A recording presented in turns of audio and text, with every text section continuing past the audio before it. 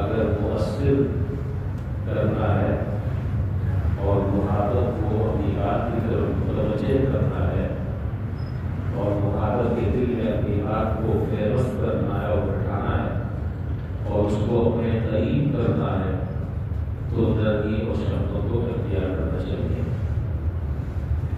سب مزاجی کو چھوڑنا چاہیے.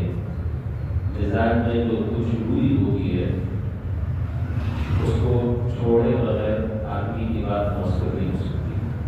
چاہے آدمی کتنی بصیرت کی بات کیوں نہ کر رہا ہو, کتنی اہم بات کیوں نہ کر رہا ہو اور کتنی دوست بات کیوں نہ کر رہا ہو, لیکن اگر نرمی نہیں ہے, گفتگو میں سختی ہے, تشدد ہے, تو پھر اس بات کا مخاطب پر ذرہ برابر بھی اثر نہیں ہوگا.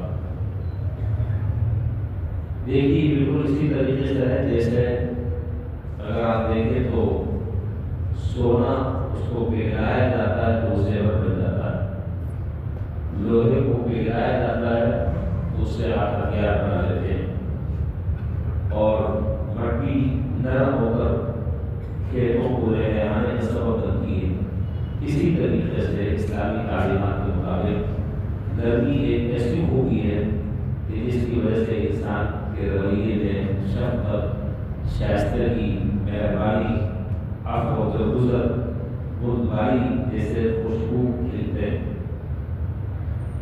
اور آپ اس نرمی کی ایک ایک اندازہ اس بات کے لیے لگائیں اگر آپ قرآن کریم کو اگر آپ پڑھیں اور قرآن کریم کو ترجمے کے ساتھ بھی پڑھنا چاہیے تاکہ آپ کو پتہ بھی چلے کہ کہاں کیا بات اللہ تعالیٰ ذکر فرما رہے ہیں. ہفتے کی جو اس بات میں دس قرآن ہوا تو میں نے اس پر کافی تشریح سے بات کی تھی کہ قرآن کریم ہم سے کیا تقاضا کرتا ہے, اللہ تعالیٰ کی اس کلام سے منشا کیا ہے, ہم اللہ تعالیٰ کی مراد کو کیسے پہچانیں.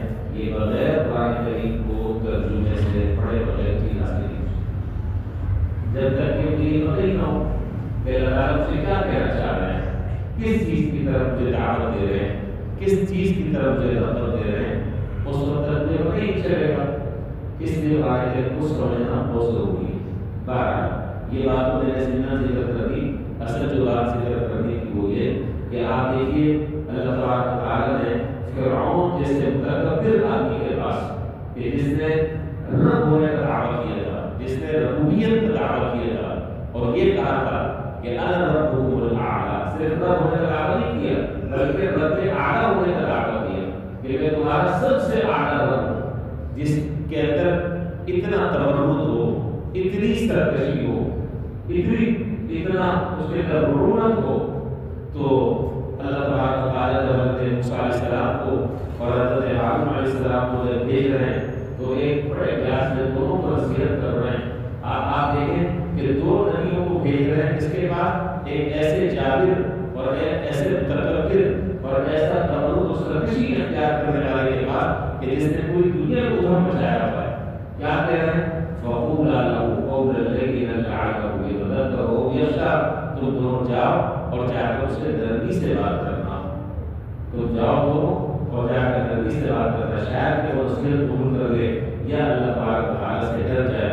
اب آپ دیکھیے کہ اللہ تعالیٰ بھیج رہے ہیں نبی کو اور کس کے پاس, اس لیے حضرت مفتی شفیع صاحب رحمۃ اللہ علیہ نے اس آیت کی تفسیر میں فرمایا کہ یہاں پر یہ نقطہ قابل غور ہے کہ اللہ تعالیٰ نبی جیسے مصلح کو بھیج رہے ہیں اور ان کا مخاطب بدترین آدمی ہے, تو فرمایا کہ ہم نبی سے زیادہ مصلح نہیں ہو سکتے یا ہو سکتے ہیں. میں اپنا آواز نہیں آئی, ہم نبی سے زیادہ مصلح ہو سکتے ہیں, نبی سے زیادہ افضل ہو سکتے ہیں, نبی جیسی دلسوزی ہمارے ہو سکتی ہے نہیں ہو سکتی, بات نہیں ہے. اور ہمارا مخاطب وہ فرعون سے زیادہ متشدد نہیں ہو سکتا. ہمارا جو مخاطب ہے وہ فرعون سے زیادہ ضدی نہیں ہو سکتا, وہ فرعون سے زیادہ متکبر نہیں ہو سکتا. تو جب اللہ تعالیٰ حضرت موسیٰ علیہ السلام کو اور حضرت ہارون علیہ السلام کو یہ نصیحت کر رہے ہیں کہ جب تم فرعون کے بعد جانا اس سے نرمی سے بات کرنا, تو پھر آپ کو بتائیے کہ ہمیں نرمی کو کتنا زیادہ اختیار کرنا چاہیے. تو جب ہم نرمی کو اختیار کریں گے تو اللہ نے چاہا انشاءاللہ وہ بات ہی ہماری مؤثر ہوگی اور وہ بات لوگوں کے دلوں میں بیٹھے گی. اور یہ قدرتی بات ہے کہ اللہ تعالیٰ نے انسان کا جو مزاج بنایا ہے, اگر وہ خودکار ہے,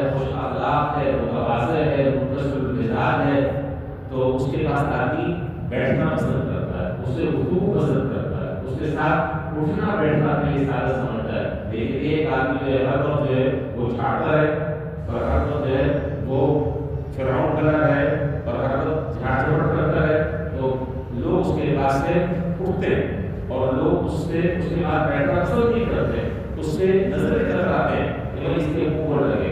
یہ جو آپ کہتے ہیں اس کے منہ پر لگے کہ بڑا باغیات سے آدمی ہے، بدتمیزی سے آدمی. بہرحال تو ہمارے معاشرے میں نرمی کی جگہ اصل بات یہ ہے کہ سختی نے جگہ لے لی، اور اس کے بہت سارے عوامل ہیں. میں ان پر بات نہیں کر رہا.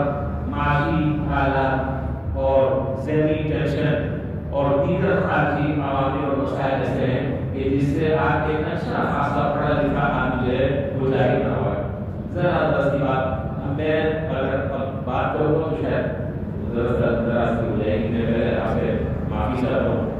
آپ باہر کو چھوڑے آپ مسجد کے حالات کو لے. مسجد میں جو لوگ ہوتے ہیں ماشاء اللہ بڑے محبت نمازی، دین کی بات سننے والے، دینی حلقے میں بیٹھنے والے، اللہ رسول کی بات ہر وقت قائم پڑھ رہی ہے. لیکن جہاں ذرا سا کسی سے تھوڑا سا معاملہ ہوتا ہے لگتا ہے کہ یہ بندہ نمازی، ایسا لگتا ہے جیسے بیچارہ بالکل جاہل اور ان پڑھ ہے، جٹ قسم کا آدمی ہے. نہ اس کو بولنے کی تمیز ہے، نہ گفتگو کی تمیز ہے، نہ مسجد کے آداب اور احترام کا خیال ہے. ایسا محسوس ہوتا ہے کہ شاید بیچارہ کسی دیہات اور گاؤں سے، کسی قصبے سے بیچارہ آ گیا ہے. اس کو کچھ نہیں پتا کہ کس طریقے سے گفتگو کی جاتی ہے اور مسجد میں کس طرح آدمی کو بات کرنی چاہیے. اور روزانہ کے جو ساتھی جو مسجد میں ہم ساتھ کھڑے ہوتے ہیں، اگر کسی سے غلطی ہو گئی تو اس کو کس طرح نظر انداز کرنا چاہیے، کس طرح لڑکی کا پہلو اختیار کرنا چاہیے، ہم اس سے نہ کرتے ہیں. ہو سکتا ہے کہ اس کی بہت ساری وجوہات، لیکن بہرحال کوشش تو ہر ایک کو کرنی چاہیے، مجھے بھی کرنی چاہیے اور آپ کو بھی کرنی چاہیے کہ جتنا ہم اپنے اندر جو ہے وہ نرمی اختیار کریں گے اور ہم اپنے لہجے میں نرمی اختیار کریں گے، انشاءاللہ اس کا فائدہ ہمیں بھی ہوگا اور اس کا فائدہ جو ہے وہ سامنے والوں کو مخاطب کو بھی ہوگا. چنانچہ جناب نبی کریم صلی اللہ علیہ وسلم نے ایک حدیث میں بہت خوبصورت بات ارشاد فرمائی. آپ نے فرمایا کہ میں جو آدمی نرمی سے محروم رہا وہ ہر بھلائی سے محروم رہا، جو نرمی سے محروم رہا وہ ہر بھلائی سے محروم رہا. اس کا مطلب یہ ہے کہ اگر نرمی ہے تو نرمی انسان کے اخلاق کو اچھا کرتی ہے اور انسان کا قدر بڑھتا ہے، اس کا کردار اونچا ہوتا ہے، لوگوں کی نظروں میں اس کی عزت ہوتی ہے، لوگ اس کا احترام کرتے ہیں. اور اگر یہ نہ ہو تو کوئی آدمی اس کے قریب آنے کو پسند نہیں کرتا. اللہ تبارک و تعالیٰ یہ نرمی خوش اخلاقی اللہ تعالیٰ ہم سب کو عطا فرمائے. ہم سب کو ضرورت ہے، مجھے بھی ضرورت ہے اور آپ کو بھی ضرورت ہے. آپ کو تو پتہ نہیں ہے میری بات مجھے بہت ضرورت ہے، تو آپ میرے لیے دعا کریں، میں آپ کی دعا کروں. رمضان کا مہینہ ہے، اللہ تعالیٰ ہمارے مزاج میں، ہماری تربیت میں، ہماری فطرت میں اللہ تعالیٰ نرمی پیدا فرما دے، خوش اخلاقی پیدا فرما دے. اور جب یہ صفت آئے گی تو یہ صفت انشاءاللہ آدمی کو چمکائے گی اور یہ صفت انشاءاللہ اس سے خود بھی فائدہ ہوگا اور سامنے والے جو لوگ ہیں ان کو بھی انشاءاللہ فائدہ ہوگا. مجھے تو یہاں